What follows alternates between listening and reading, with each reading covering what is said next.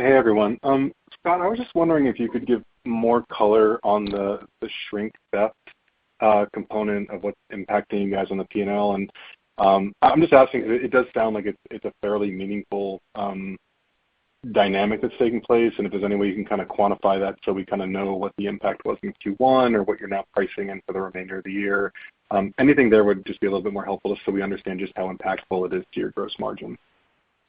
Yeah, so it was, when I think about the financial results in totality, and really shrink was the thing that surprised us in the quarter, and that's really the driver when we think about the operating margin adjustment for the year. So we knew sales were going to moderate a little bit after two spectacularly strong years. We knew the promotional environment was going to ramp up some, and maybe it's slightly richer than we were expecting, but that's not the driver. The driver is shrink by far, and so that's what put a pretty meaningful drag on our first quarter, and we're expecting those trends to continue the rest of the year. Again, coming into 2023, we thought the shrink trends were going to moderate a little bit because of some of the investment we were putting behind mitigation tactics, but they haven't resonated yet. We're still hopeful. Our teams are doing a great job. A lot of effort is going into this, but from a financial standpoint, we're not banking on any improvements the rest of the way. So it's going to remain a challenge the rest of the year.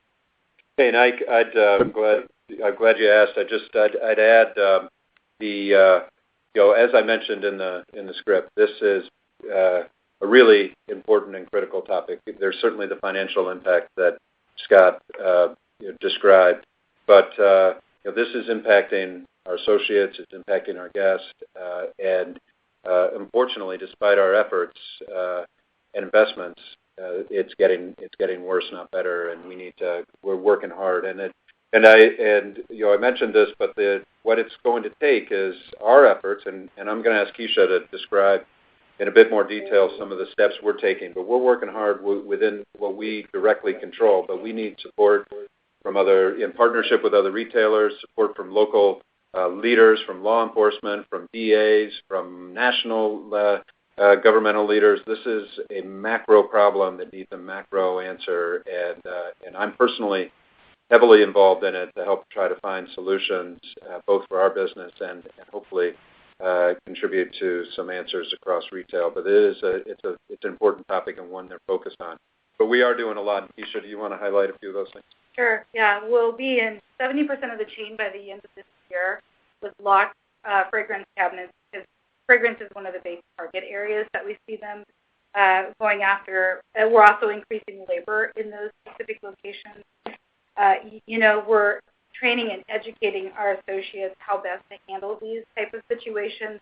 It's upsetting. If you're shopping in a store and you see this activity happening, it's pretty shocking. I'm sure you've seen some of the reports that have come out there, of the camera systems catching these groups coming in.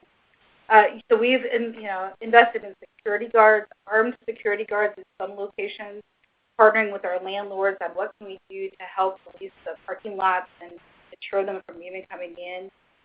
So it's a full court press out there, and we're keeping the communication lines open with our associates when this happens. It's like I said, very disturbing, and we've got to get this course corrected, as an entire retail group. Hey, just one final note, Ike, on that one. So for quantification purposes, as a reference point, in the first quarter, the shrink, deleverage, above expectations, totally offset all fixed store costs.